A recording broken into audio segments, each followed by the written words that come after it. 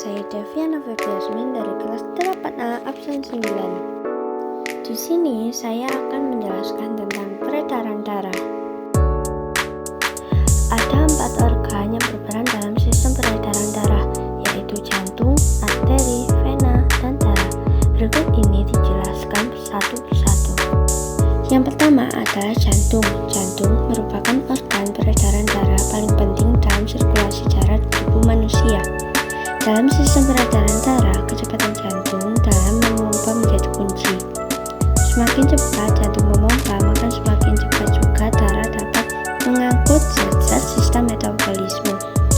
Setiap kali jantung berdetak, darah dipompa dan sistem peredaran darah akan bekerja.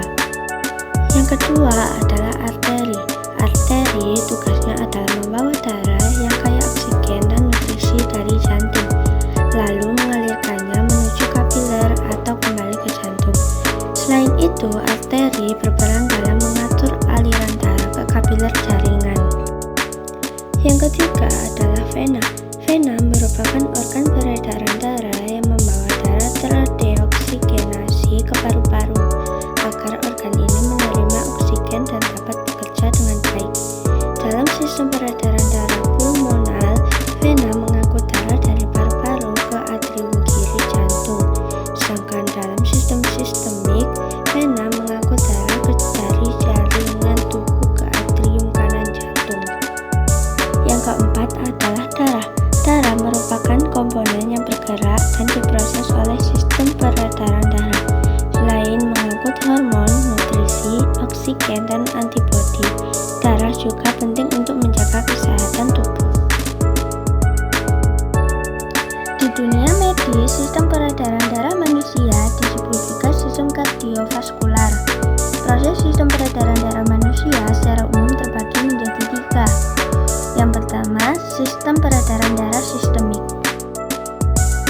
Peredaran darah dimulai ketika darah mengalir dari bilik jantung bagian atas ke ventrikal atau 2 bilik jantung bagian bawah.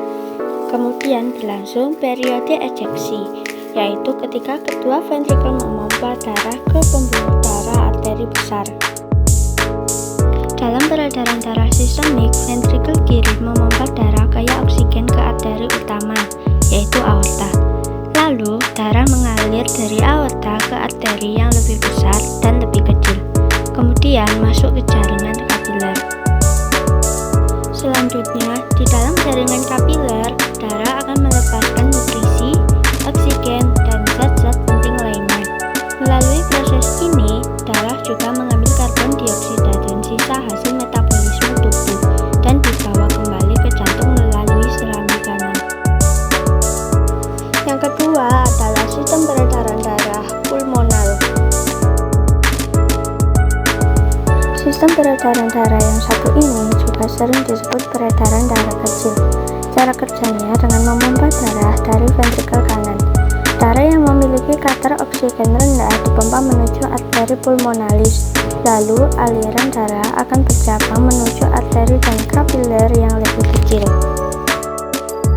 Di sini karbon dioksida dilepaskan dari darah ke dalam vesikel paru dan oksigen segar masuk ke aliran darah. Darah yang kaya oksigen mengalir melalui vena paru dan atrium kiri menuju ventrikel kiri. Lalu detak jantung berikutnya memulai siklus baru sirkulasi sistemik. Yang ketiga adalah sistem peredaran darah koroner. Sistem peredaran darah koroner berfungsi untuk mengalirkan darah kaya oksigen.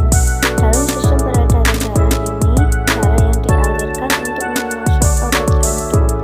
Darah kaya oksigen dialirkan ke otot jantung agar jantung bisa bekerja dengan baik. Sekian, terima kasih. Jika ada salah kata mohon dimaafkan.